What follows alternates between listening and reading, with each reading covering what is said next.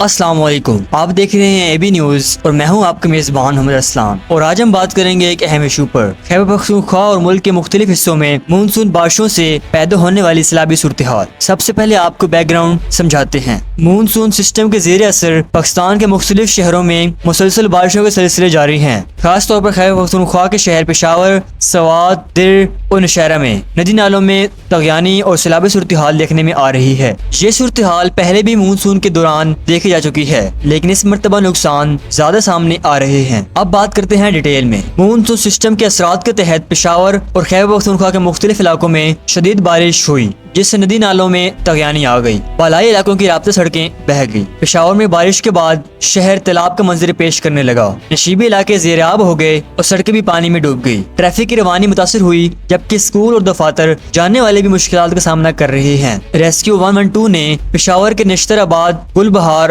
Kohat road, university road, press club road اور حیات آباد سمیت دیگر مقامات پر اپنی ٹیمیں تعینات کر دی ہیں۔ اس وقت 70 سے زائد اہلکار، 8 ایمبولینسیں، 2 ڈیزاسٹر گاڑیاں اور 6 ڈی واٹرنگ پمپس آپریشن میں مصروف ہیں۔ تحصیل پبی میں چوکی ممریز کے مقام پر طوفانی بارش سے کمرے کی چھت گر گئی، جس کے نتیجے میں 29 سالہ اسد عمر اور ان کی 14 سالہ زوجہ جاں بحق ہو گئے۔ مردان کے تحصیل تخت بھائی میں سڑکوں اور گلیوں میں پانی جمع ہو گیا، ندی نالوں میں طغیانی سے شہری خوفزدہ ہیں۔ صوبائی کے گدون امازائی میں مکانات گرنے اور لینڈ سلائیڈنگ سے متعدد افراد زخمی ہوئے۔ کرنل شیر کھوڑ میں ریسکیو ٹیمیں غوطہ خوروں کے ساتھ روانہ کی گئی ہیں۔ موزہ گندف میں سیلابی ریلا داخل ہوا، جہاں بچے چھتوں پر چڑھ کر مدد کے لیے پکار رہے ہیں۔ دیر کے مختلف علاقوں میں گرج چمک کے ساتھ بارش ہوئی، ندی نالوں میں طغیانی آ گئی اور دریائے پنجوکوڑا میں پانی کی سطح بلند ہو گئی۔ جی ٹی روڈ پر لینڈ سلائیڈنگ سے ٹریفک متاثر ہوا، جبکہ بجلی بھی غائب ہے۔ میانگورہ شہر میں بارش کا سلسلہ دوبارہ شروع ہو گیا، سیلاب زدگان متاثر، ندی نالوں میں طغیانی کے خدشہ،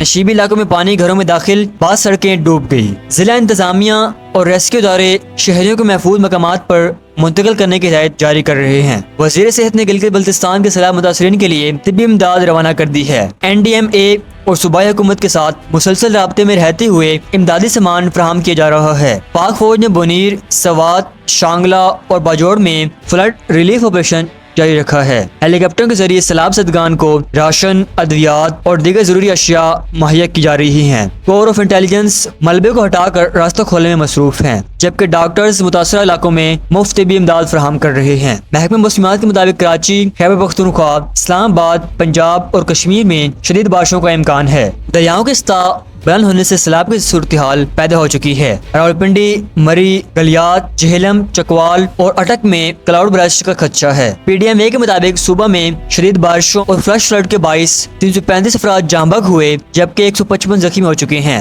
335 گھر متاثر ہوئے، جن میں سے 106 گھر مکمل طور پر تباہ ہو گئے ہیں۔ سیلاب زدہ متاثرہ علاقوں کے عوام نے پاک فوج کے بروقت امداد کو سراہا اور خراج تحسین پیش کیا۔ باجوڑ اور دیر کو ملانے والے چال پل کی فوری بحالی پر مقامی افراد نے خوشی کا اظہار کیا۔ عوام کو دریاؤں، ندی نالوں اور نشیبی علاقوں سے دور رہنے، معیاری بوٹس اور لائف جیکٹس کے بغیر دریاؤں کی کراسنگ نہ کرنے اور بچوں کو محفوظ مقامات پر رکھنے کی ہدایت دی گئی ہے۔ ایمرجنسی یا موسمی صورتحال کی معلومات کے لیے فری ہیلپ لائن 1700 پر رابطہ کیا جا سکتا ہے۔